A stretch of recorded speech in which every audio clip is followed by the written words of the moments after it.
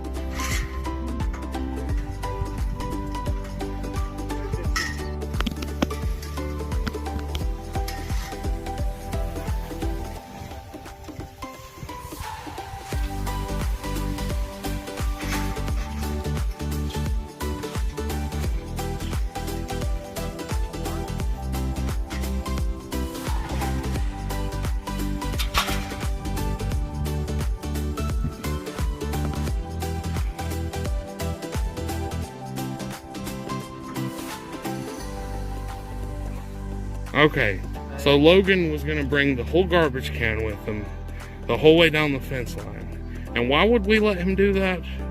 Because we can. It's pointless though. But it would have been funny, let's be honest. Seeing him all the way down there, all the way down that fence line.